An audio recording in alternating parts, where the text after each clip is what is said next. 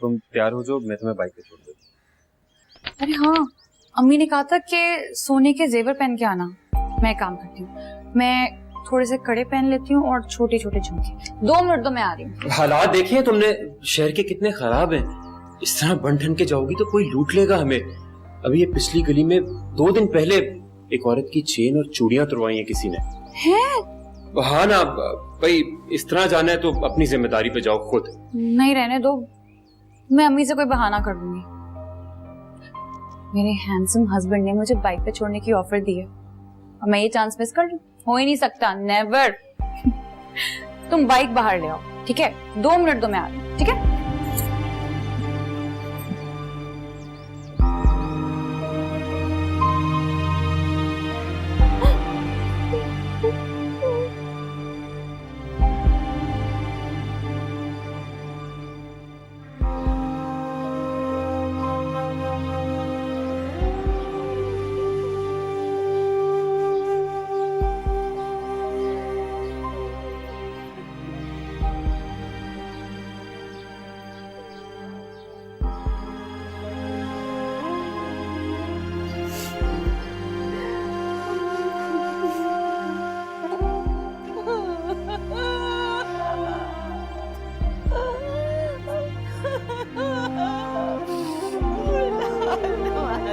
चले गए।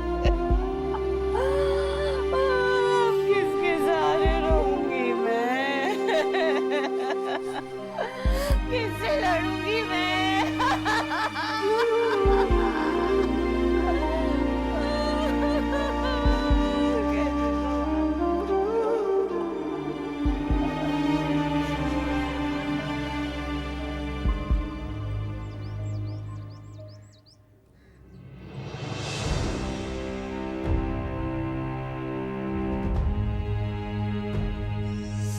वो अब ये बैठे बिठाए नई मुसीबत।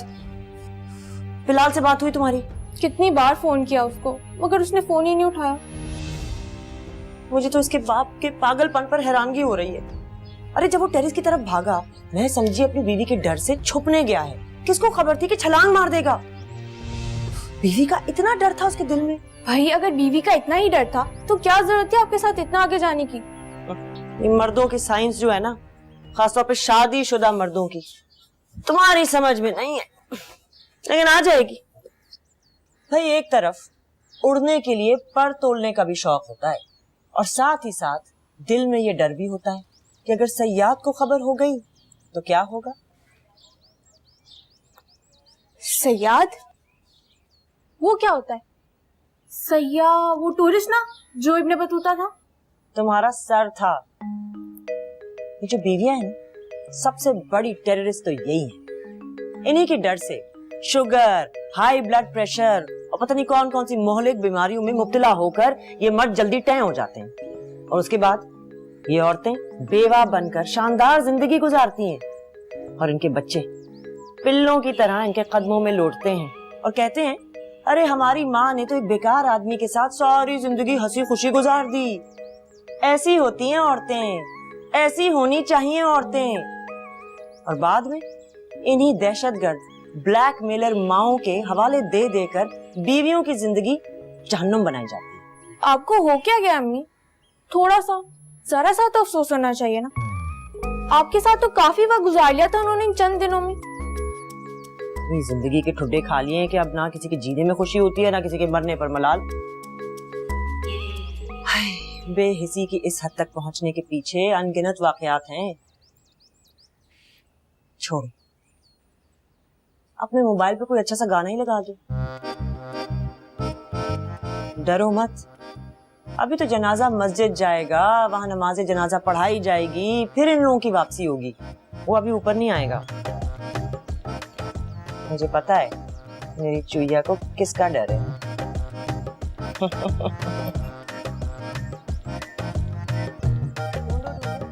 रेडियो ही लगा दो।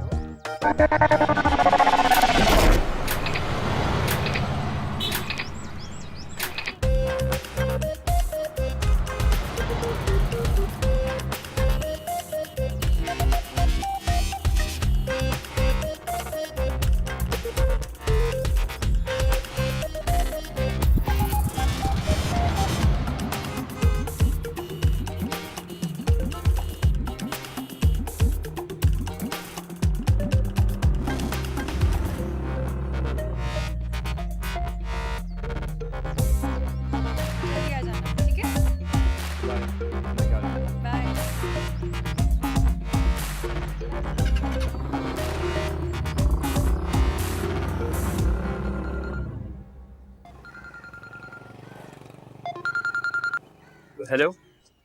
अब जी घर पे एक छोटा सा काम करके बस आपकी तरफ ही आ रहा हूँ। अल्लाह।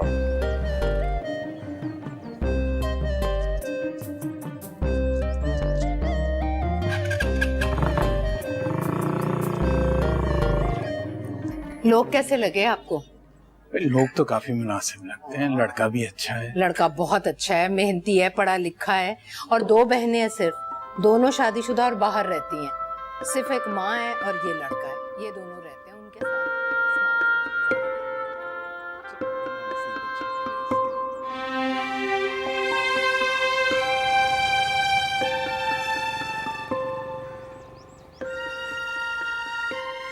शादी कर दो मुझसे।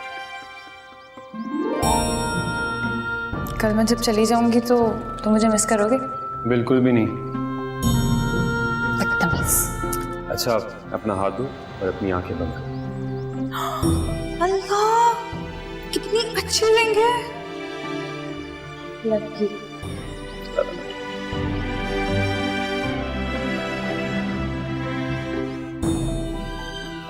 सुनो, कॉफी वाला बिस्किट ट्राई करो ना। हाँ दो थोड़ा सा। अच्छा है ना? होगा?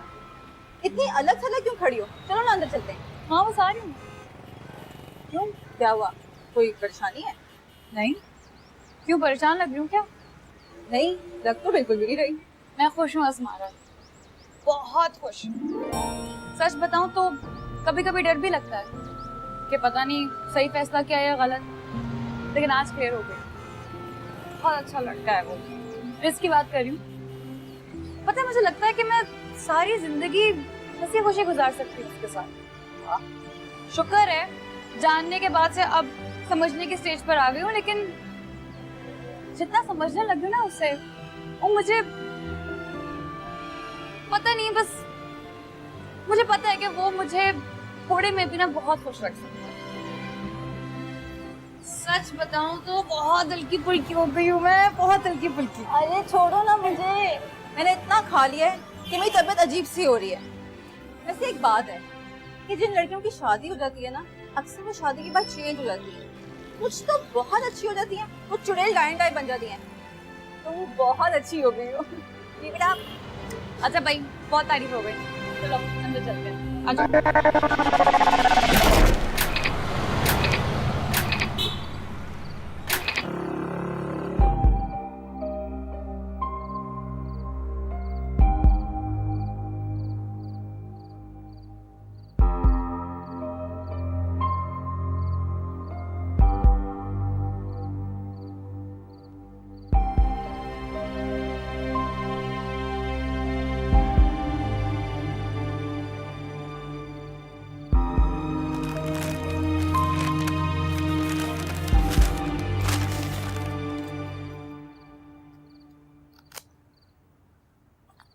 तुमने तो मुझे खरीद लिया लड़के।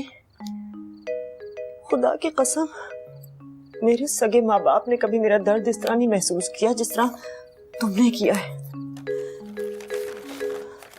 यकीन जान,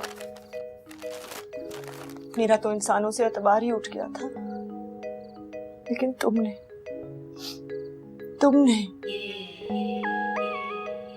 प्लीज मत रोए, आपको रोता हुआ नहीं देख सकता।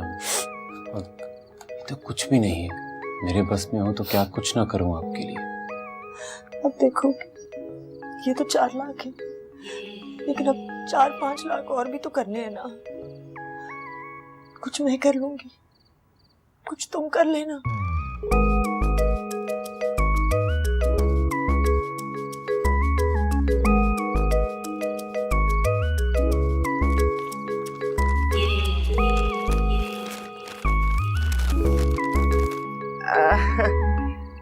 नहीं नहीं, वो सादगी वाली बात तो बिल्कुल ठीक है, लेकिन कुछ ना कुछ तो बार बार करना ही पड़ता है ना। अच्छा ठीक है, ये जरा अपने समधी से बात कर लीजिए। जब आपका फोन आता है ना तो ये अपनी बहू से बात करने के लिए मचल जाते हैं। लीजिए। हाँ जी, अस्सलाम वालेकुम। भाई ये जो आप जहेज की बात कर रही थी ना, ये आज के बाद ना कीजिएगा, और ये फर्नीचर वगैरह के तकल्लुफात में ना पड़े। इस घर में अल्लाह का दिया सब कुछ है, हम कहाँ रखेंगे। देखें, कमी एक ही चीज की है, वो है हमारी बेटी फरत। बस उसे भेज दीजिए आप। वो हमारी कमी पूरी कर सकती है। वो आपकी बात ठीक है, लेकिन देखिए माँ बाप के भी कुछ अरमान होते हैं। बेटियों को जो कुछ भी दिया जाता है वो देते हुए सुकून ही मिलता है। हाँ, अच्छा ये बताइए, वो आपकी बहू के क्या हाल है? तंग तो नहीं करती? भाई बहुत ही प्यारी बच्ची है, हमें तो इतनी अच्छी लगती है, दिल खींचा चला जाता है उसकी तरफ। इतनी भी प्यारी नहीं, मेरा बेटा ज्यादा प्यारा है। हाँ भाई, आपका बेटा भी लाखों में एक है। खैर बहरहाल आपको अच्छी लगती है तो मैं कौन हूँ रोकने वाली।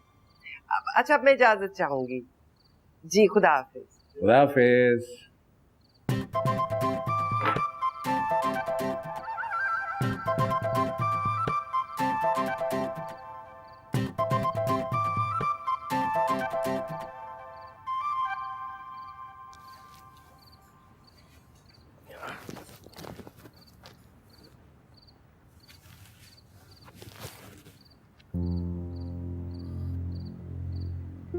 जनाजे में तो तुम्हें आने की तौफीक नहीं हुई, तो यहाँ कब से आके मरे हुए थे? क्या बात कर रहे हैं? जनाजे में था मैं, और तुझे होश कहाँ था? तुम्हारे मोहल्ले की मस्जिद में पढ़ा मैंने नमाज जनाजा। अब मैं सोचता हूँ कि सारे फसाद की जड़ तुम हो। ना तुम इन लोगों को मेरे यहाँ लेकर आते, और ना मेरे अब्बा इमरजेंसी में पाकिस्तान आते, और ना ही अचानक उनकी ऐसे मौत होती। इमोशनल हो रहा है? हाँ, देख इमोशनल होना अच्छी बात नहीं होती। इमोशनल होके इंसान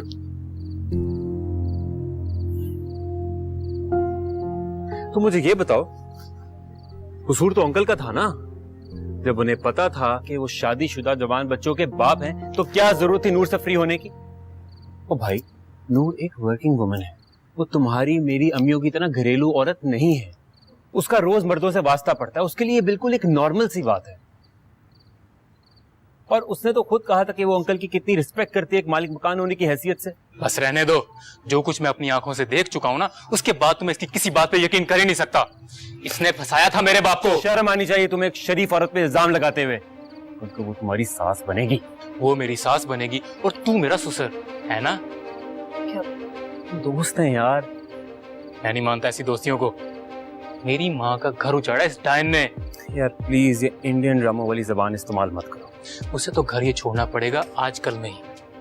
ले जा, किसी और ठिकाने पर ले जा। मेरी बात सुन। तेरे तो वैसे भी बहुत सारे दोस्त होंगे ना, और मुझे तुझसे आज के बाद कोई वास्ता कोई ताल्लुक नहीं रखना, और ना इन लोगों से। मेरी बात तो सुन, क्या मैं कहाँ लेके जाऊँ?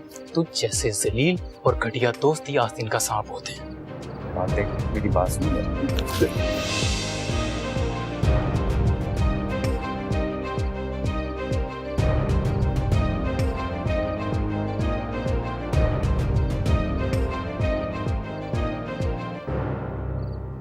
पहले खत्म हो चुका था।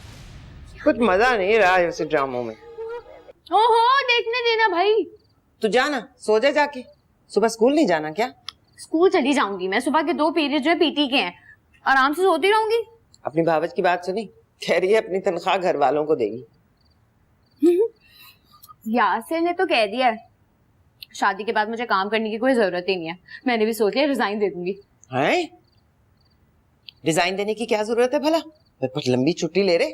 थक गई हूँ मैं, कब से तो कर रही हूँ सरकारी स्कूल में टीचरी। तो सरकारी नौकरी कोई मजाक नहीं होती, लोग जान देते हैं उसके लिए, लाखों रुपया खिला देते हैं उसे हासिल करने के लिए, और फिर पेंशन अलग ताज जिंदगी। वो ज़ेरू की बात की आपने? नहीं, मैं भूल गई। इतने काम है जान को लगे हुए, कभी ये करो कभी वो करो, भूल गई। अब ऐसा भी नहीं है, सारा किचन तो अब्बा ने संभाला हुआ है। इनकी सुनो तो दुनिया में किचन के अलावा कोई और काम ही नहीं है। अरे बावर्ची खाने का काम को मैं सबसे ज्यादा आसान समझती हूँ। तुम्हारे अब्बा जैसे बेढंगे और नकम्मे लोग हैं जो पता नहीं यूं जाहिर करते हैं जैसे ऐसा कोई महाज है जिस पर से उनकी ड्यूटी खत्म होने का नाम ही नहीं ले रही। मैं जब बावर्ची खाना संभालती थी लष्टम पष्टम काम करती थी। अच्छा अम्मी, मुझे तो याद नहीं आता, और ना ही मेरी याददाश्त में ऐसा कुछ महफूज है। हाँ, मुझे इतना जरूर याद है कि एक बार आपने ऐसी लेसदार, ऐसी बदबूदार भिंडी बनाई थी कि दादी जान ने वो पूरी की पूरी हांडी बाहर फेंकवा दी थी। तेरी दादी ना दुश्मन थी मेरी। अच्छा सुन फरहत, ये जो तेरा ससुर है ना, इसको औरतों के साथ बातें करने का बड़ा शौक है। फरखंदा जब भी मुझे फोन करती है बहाने से फोन ले लेता है और मुझसे बातें शुरू कर देता है। मुझे मर्दों से बकबक करने की आदत नहीं है, और फिर हमेशा बहू के बारे में पूछेगा कि वो ठीक है, बहाने बहाने से उसी की बात करता है। मम्मी, खलील अंकल को आप नहीं समझी, वो बाहर ज्यादा रहे हुए हैं ना, औरत मर्द में ना कोई फर्क नहीं रखते। आपको देखना चाहिए था जिस दिन वो मुझे और सामिया को मॉल लेके गए थे ना, बिल्कुल बच्चों की तरह हमारा ख्याल रखा था। आपकी तो ज़हनियत भी तौबा है भाई। मैं तो यूं ही एक बात कर रही थी भाई, मैंने कहाँ देखा है मर्दों को यूं औरतों के मामलात में घुसते हुए। हमारे अब्बा हमारे भाई भी तो थे। वैसे खलील साहब की ना आंखों में भंवर है, और जिन मर्दों की आंखों में भंवर होते हैं ना, बड़े रंगीन मिजाज होते हैं। मुझे भी बड़े गौर गौर से देखता रहता है। अम्मी आप भी ना। लाखों किए जतन पर मायल ना होवे, दिल है के खंजर से भी घायल ना होवे।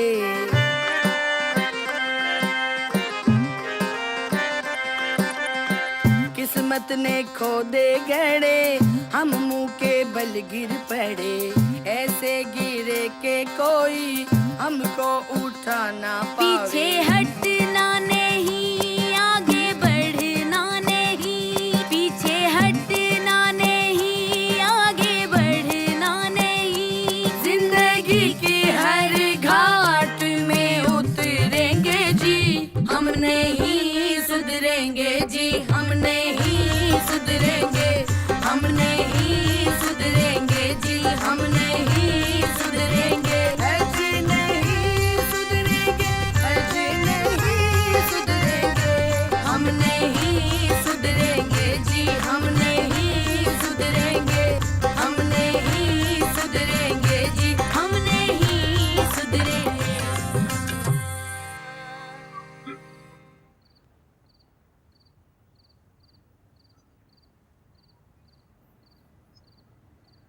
नहीं, कुछ खा लें, कब से ऐसी बैठी हुई हूँ। मैं उसका कलेजा खाऊंगी, कलेजा छुपाऊंगी उसका। तूने अभी तक उन लोगों को धक्के मारकर घर से नहीं निकाला है ना। तू दुनिया का वो वाहिद बेगैरत बेटा है जिसकी वजह से आज मुझे ये दिन देखना पड़ रहा है। अम्मी, मैं तो वैसे ही उनको। क्यों नहीं गई वो अभी यहाँ से? क्यों नहीं गई? अम्मी, सब कुछ इतना अचानक हुआ। मैं सोचता हूँ मैं कल कह दूंगा उनसे। क्या कह दूंगा? कह दूंगा? सोचता हूँ? तू रहने दे। उस नीच घटिया औरत से मैं निपटती हूँ, उसको धक्के देकर इस घर से मैं निकालती हूँ, लात मार के। अम्मी देखे पहले ही बड़ा तमाशा बन गया, प्लीज अभी आप मत जाएं। मैं बात करता हूँ ना सुबह, वो लोग चले जाएंगे कल। तू मुझे समझा रहा है? तू मुझे समझा रहा है? हट जा बिलाल, हट। मैं उससे निपटती हूँ। ठहर। अम्मी रुक जाएं।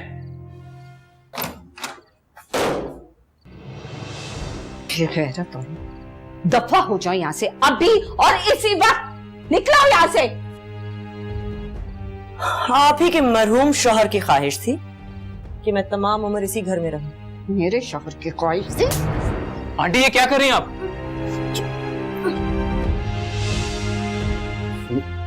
निकल जाएं आप लोग यहाँ से शराफत के साथ।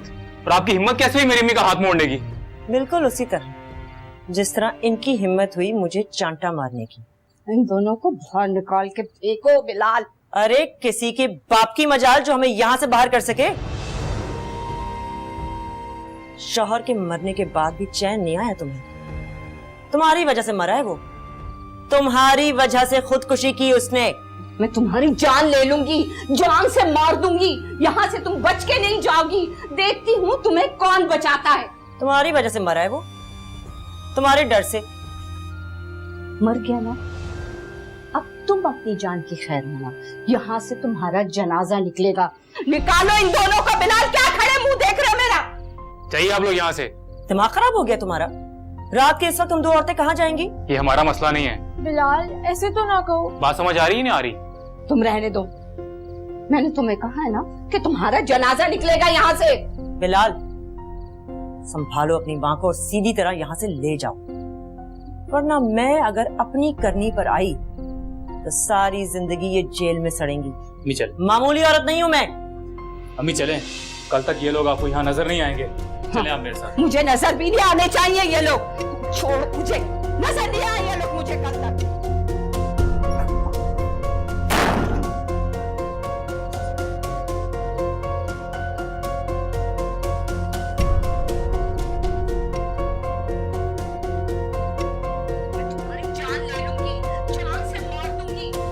हाँ, वर्दी और मोबाइल में आना।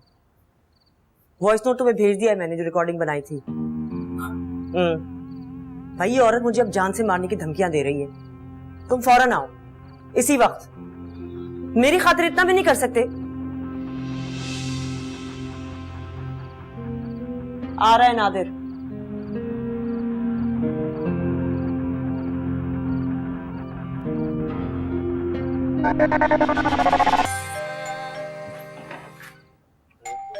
आ रहा हूँ भाई, आ रहा हूँ। कौन आ गया? आप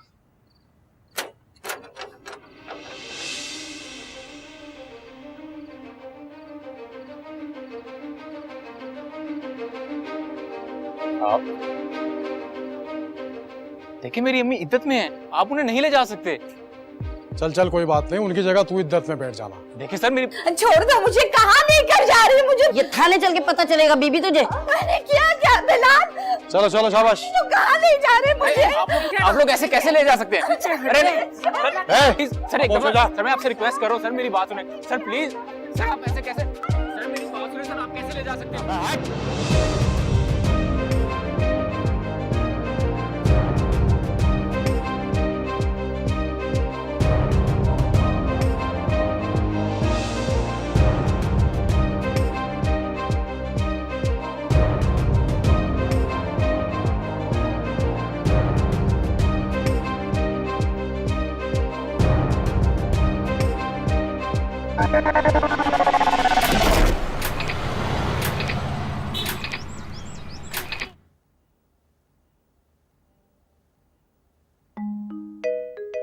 जैसे मैं आपको बता रही थी ना एसएचओ साहब, इस औरत ने मुझे पहले भी कई बार मार डालने की धमकियां दी हैं। उस दिन भी इनके शौहर जब आए मकान की बात करने के लिए, मैं उनसे भी यही कह रही थी कि भैया जैसे ही मुझे मुनासिब घर मिल गया मैं इस घर को छोड़ दूंगी। बस हमारी इतनी सी बातचीत हुई है कि ये और इनके भाई कमरे में घुस आए, और घुसते ही इन्होंने मुझसे इतनी बदतमीजी से बात की है, इतनी बकवास की है इन्होंने मेरे साथ। और फिर ना वो इनका जो भाई है वो अपने बहनोई को मारने के लिए दौड़ा, और ये पीछे से चिल्ला चिल्ला कर कह रही थी कि मार दो इसे, खत्म कर दो इसे। बस इसी बदहवासी में ना मुबश्शिर साहब जो हैं वो बालकोनी से कूद गए, और अब आप ये देखिए अभी अभी इनके शौहर का इंतकाल हुआ है, और ये अपने बेटे के साथ मेरे यहाँ नाजिल हो गई मुझे मारने के लिए। आपको अगर यकीन नहीं आता तो मेरे पास रिकॉर्डिंग है मेरे फोन में, मैं आपको सुनाती हूँ। ये सुनिए सर। इन दोनों को बाहर निकाल के फेंको बिलाल, मैं तुम्हारी जान ले लूंगी, जान से मार दूंगी। यहाँ से तुम बच के नहीं जाओगी। देख तुम्हें कौन बचाता है।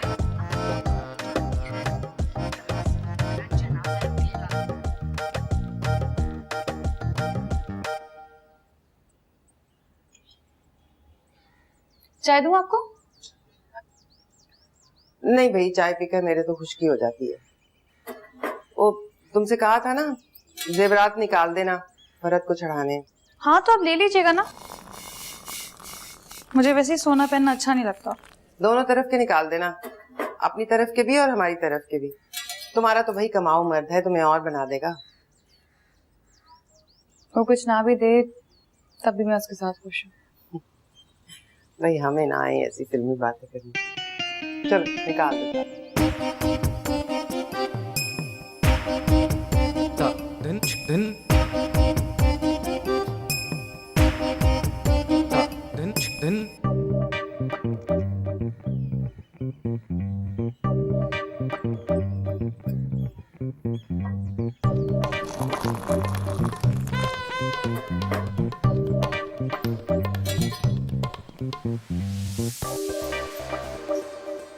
अम्मी परेशान ना हो, मैंने पता किया है आप पर केस तो बन गया है, लेकिन जमानत हो जाएगी।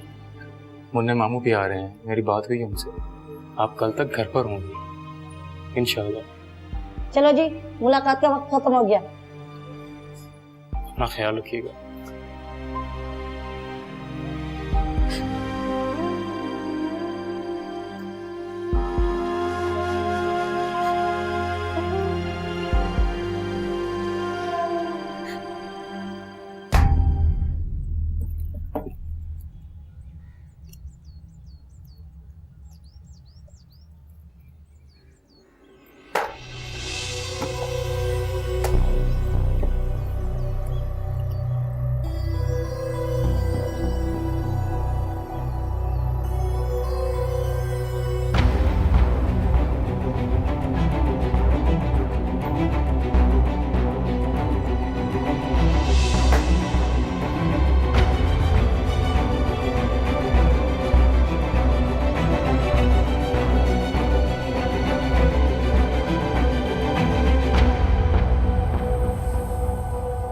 ये एक नंबर की छटी हुई लड़की है ये। मैंने तो जब इसे पहली बार देखा था ना, मैं तभी समझ गई थी गोल गोल सांप जैसी आंखें हैं, ये जरूर कोई गुल खिलाएगी। अरे रोज रोज माँ के यहाँ जाके मरती थी, तभी इसने सारा जेवर वहां मुंतकिल किया हो। उस दिन जब माँ के यहाँ जा रही थी तो मुझसे नजरें तक नहीं मिला रही थी। अम्मी, अब मेरी शादी का क्या होगा? सर पर है मेरी शादी, क्या फकीरनी बन के जाऊंगी मैं अपने ससुराल में? मैं तो उस बदसाक के हलक से निकलवाऊंगी, वो समझती क्या है? मैं उसकी ड्रामेबाजियों में आ जाऊंगी, पर्चा कटवाऊंगी मैं उस पर। उसके बुड्ढे बाप और उसकी बेशरम माँ को कहीं मुंह दिखाने के काबिल नहीं छोड़ूंगी। लो, आ गए बीवी के गुलाम इब्ने गुलाम। बता दी उसने तुम्हें चोरी की मनगढ़ंत दास्तान? वो तो बस रोए जा रही है, कुछ नहीं बता रही। बहुत ऊंची फिल्म है वो। फिल्म भी वो जिसमें हीरो हीरोइन के किरदार ना हो, बस विलन और बदमाश किस्म की औरतों के किरदार हो, अय्यारियों और मकारियों से भरे हुए। घर से सारा जेवर गायब हो गया या गायब करवा दिया गया। तो आपके कहने का क्या मकसद है? वो जो जेवर गायब हुआ है वो सामिया ने करवाया है। अच्छा, उसने गायब नहीं करवाया तो किसने करवाया? तुमने करवाया। मैं क्यों करवाऊंगा? और अगर गायब भी करवाना होगा तो आपको ना गायब करवा दूं। देख रिजवान, मैं तेरा मुंह तोड़ के तेरे हाथ में दे दूंगी अगर तूने ये बेहुदा कामेडियां की तो। या अल्लाह, या मेरे परवरदिगार मदद फरमा, मदद फरमा। जी का क्या होगा या अल्लाह?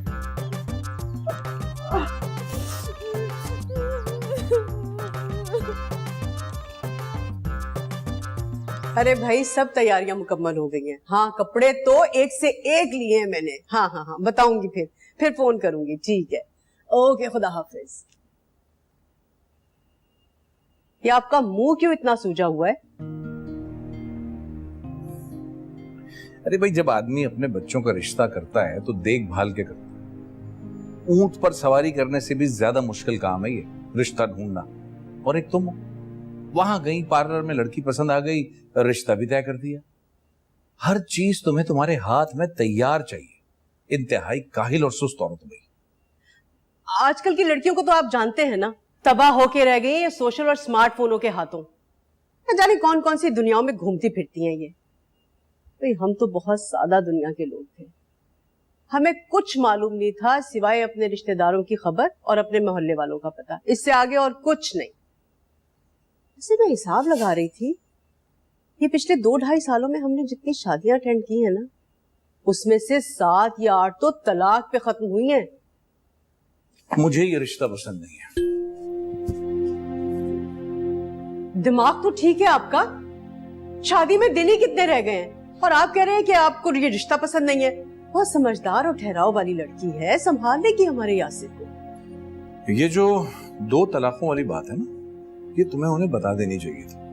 ये बात ज्यादा दिन छुपती नहीं है, जल्दी या बदेर पता चली जाती है। लोग अपनी औलादों के ऐब छुपाते हैं और आपको देखो जब दिल चाहे मुंह उठा। अच्छा ठीक है, बता दूंगी, लेकिन अभी नहीं, कुछ देर के बाद। डॉक्टर्स कहते हैं वो नॉर्मल है और कुछ बात अपने झुकाव की भी तो होती है।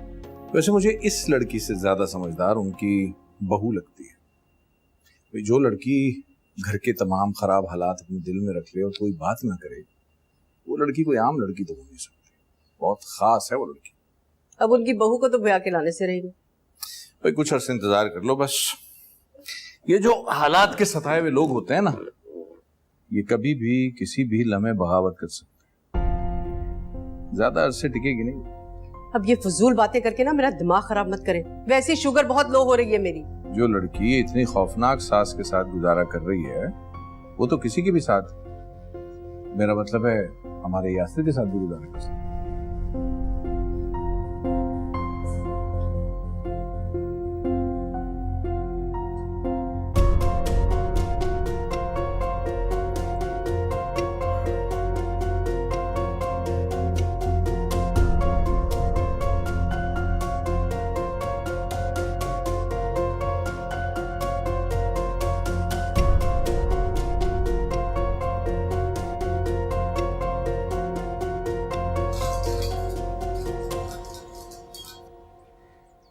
तौबा तौबा अस्तगफार, ये क्या गंद फैलाया हुआ है, सारा किचन फैला के रख दिया। तेरी माँ ने तुझे कोई ढंग कोई सलीका सिखा के नहीं भेजा? साफ कर इसे, मैं तेरी नौकर नहीं हूँ। आप कब से काम करने लग गई? ये काम तो अंकल करते हैं। हाँ पर ये घर मेरा है, सिर्फ मेरा। जानती हूँ ये आपका घर है, लेकिन मैं भी कोई नौकरानी नहीं हूँ, आपकी बेटी की बीवी हूँ मैं। बीवियों का क्या है, वो तो आती जाती रहती हैं, ये माँ है जो डटी रहती है। कोई कितनी देर किस जगह पर रहता है इस बात की गारंटी कौन दे सकता है? आपको पता है कि अगले लम्हे क्या होगा? हो सकता है आपका हार्ट फेल हो जाए, हो सकता है मैं ही मर जाऊं। मुझे मरने की बदुआ दे रही है? तो जिंदगी की दुआ लेने वालों का ढंग ही अलग होता है। तुझे बताऊं? मैं आपको पहले भी बता चुकी हूँ कि अपनी तशद्दुद की पॉलिसी ना अपने हद तक रखें। मैं उन लड़कियों में से नहीं हूँ जो एक चमाट खा के अपना दूसरा गाल आगे पेश करती, समझी? तू है ही एक नंबर की साजिशी, नीच और मक्कार। सेवर तो मैं तेरे हलक से निकलवाऊंगी। पता नहीं किस किस्म के नीच और बेगैरत खानदान से वास्ता पड़ा। अगर मुझे पता होता कि रिस की माँ ऐसी तू तड़ाक करने वाली गलीज जुबान इस्तेमाल करने वाली औरत है तो लात मार के उसको अपनी जिंदगी से निकाल देती। हरगिज नहीं खाने दूंगी मैं तुझे ये 3 अंडों का आमलेट। 1 अंडे का बना रही थी।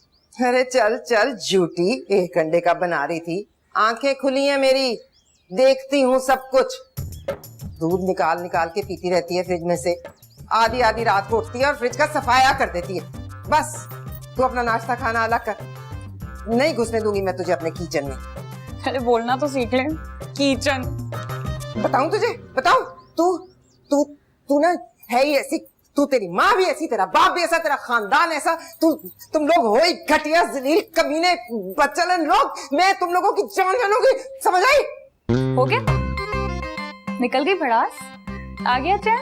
निकल यहाँ से, मैं कह रही हूँ निकल यहाँ से। सुना नहीं तूने क्या कह रही हूँ?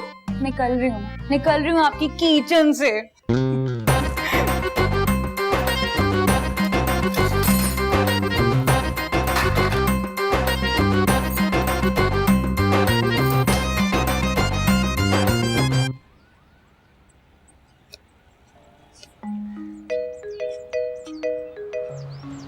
भाई किसी को बुला ही लेती। क्यों? औरत तो लोहे की तितली होती है और ये तो खुद उसका निकम्मापन है जो मर्दों के सामने अपने आप को कमतर बनाकर पेश करती है। और ये मर्द समझते हैं आपका थोड़ा सा सामान क्या उठा लिया, बस में जगह खाली कर दी, बड़े मर्द बन गए। बुढ़ियों को दो फेवर, हम जैसी जवान जहान औरतों को माजूर बनाने पर क्यों तुले हुए हो भाई? वो खड़ा टैक्सी वाला, तो ये हमेशा लोकेशन से दूर आके खड़े हो जाते हैं पागल। ऐसे एक बात बताऊं, मेरा तो यहाँ वैसे ही दिल नहीं लग रहा था, वरना उस बिलाल की माँ को तो भीख का कटोरा पकड़ाकर फुटपाथ पर बिठाना था मैंने। चलो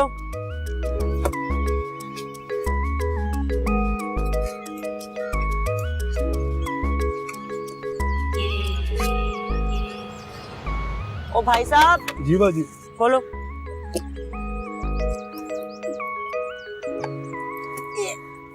ये चलो तुम पीछे बैठ जाना।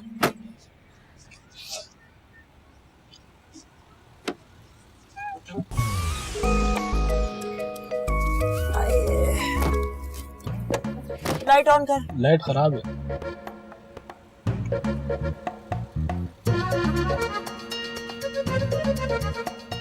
क्या हुआ? कभी कोई ढंग की औरत नहीं देखी? चलाओ गाड़ी। खुश रहो अहले चमन, हम तुम्हें दुआ देते हैं। चलो भाई।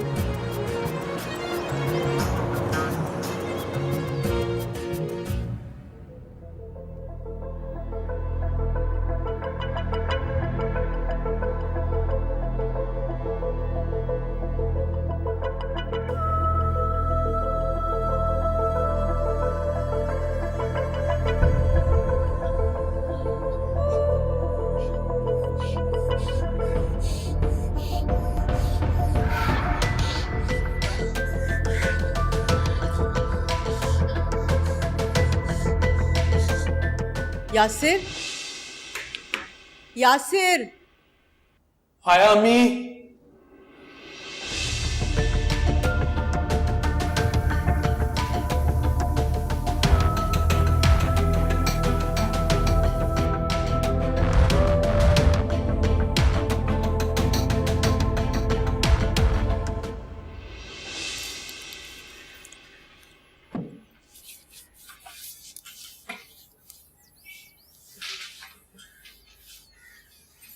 रहने दो, नहीं मिलेंगे।